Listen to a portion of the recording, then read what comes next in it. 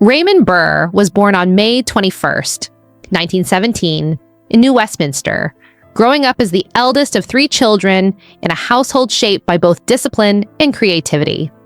His father worked as a hardware salesman, while his mother, a music teacher, nurtured an appreciation for the arts. After his parents divorced, Burr moved with his mother and siblings to California, where frequent relocations defined his childhood. These constant changes required adaptability, something that would later become a hallmark of his acting. He attended the San Rafael Military Academy and briefly studied at Stanford University and University of California, Berkeley.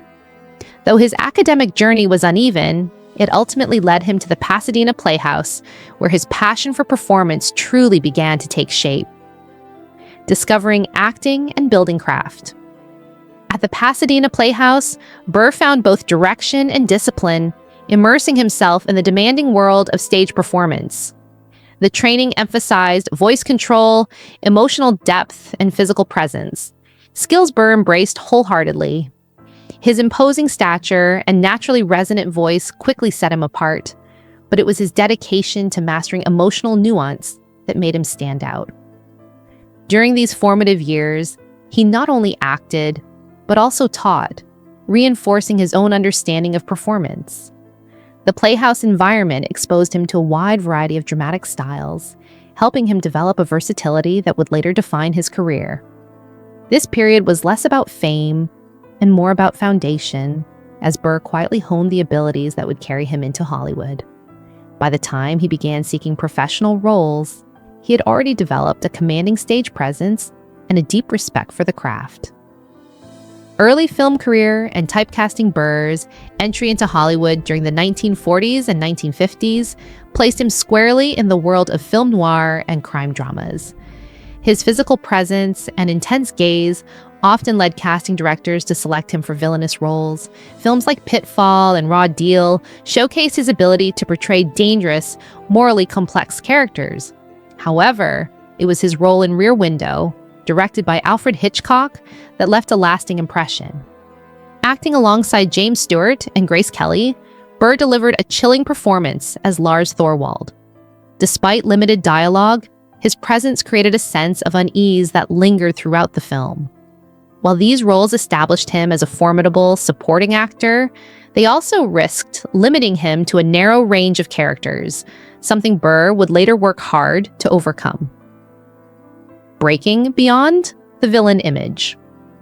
Although Burr gained recognition as a compelling antagonist, he possessed a much broader range than his early roles suggested.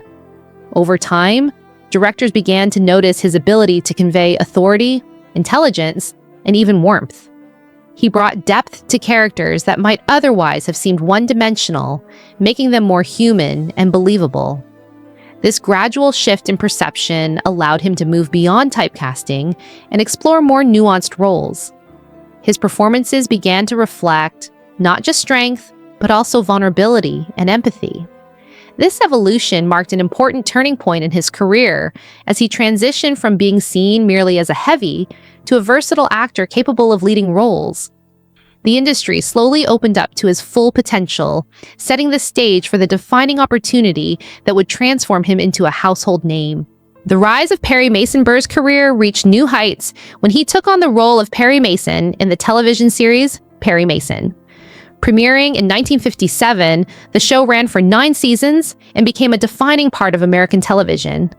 Burr portrayed the brilliant defense attorney with a perfect balance of confidence and compassion, delivering complex legal arguments with clarity and conviction. His performance earned him 2 Emmy Awards and widespread admiration.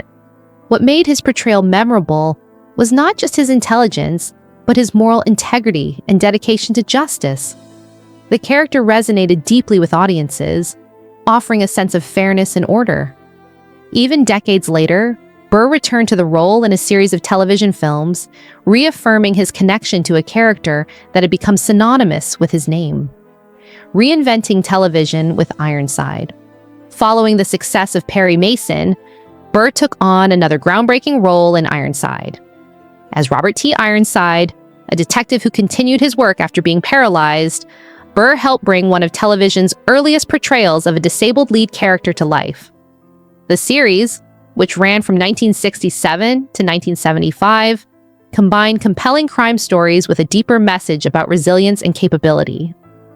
Burr approached the role with seriousness and respect, avoiding stereotypes, and instead presenting a character defined by intellect and determination. His performance challenged viewers to reconsider assumptions about physical limitations. In doing so, the show contributed to a broader cultural shift toward more inclusive storytelling, making it significant not only as entertainment, but also as a step forward in representation. Personal life and relationships. Burr's personal life was often kept private, but it reflected the same complexity seen in his professional work. His brief marriage to Isabella Ward began in 1948 and ended a few years later, shaped by the pressures of a demanding career and changing circumstances. Later, he formed a long-term partnership with Robert Benavides, whom he met during the early years of his television success. The relationship provided stability and companionship, lasting for decades. Together, they built a life that balanced the demands of Hollywood with quieter pursuits, including business ventures and shared interests. Benavides eventually stepped away from acting to work behind the scenes, supporting Burr's projects. Their partnership was marked by mutual respect and collaboration, offering a more grounded and enduring chapter in Burr's personal story. Life beyond the spotlight.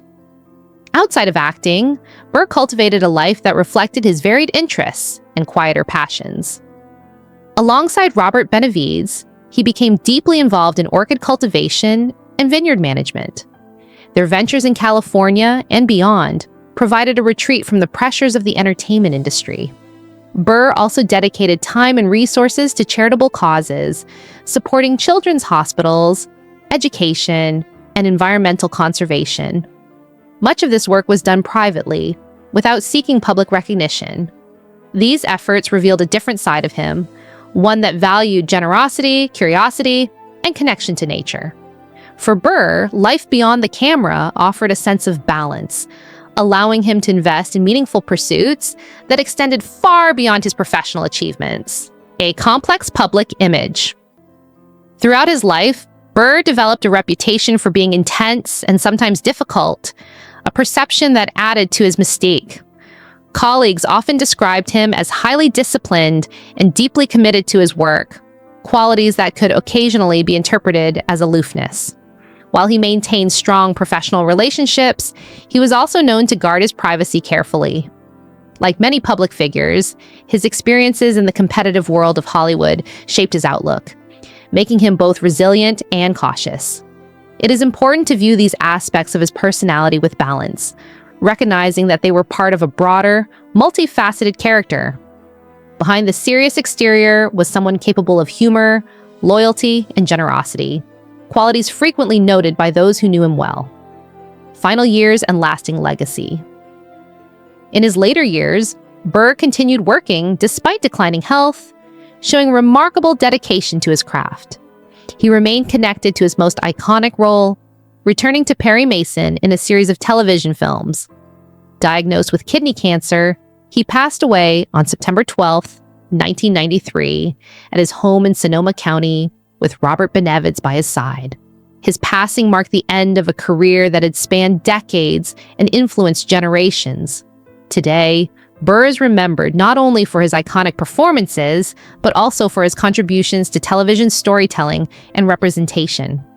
His work continues to resonate through reruns and cultural memory, ensuring that his legacy endures as one of strength, dignity, and lasting impact.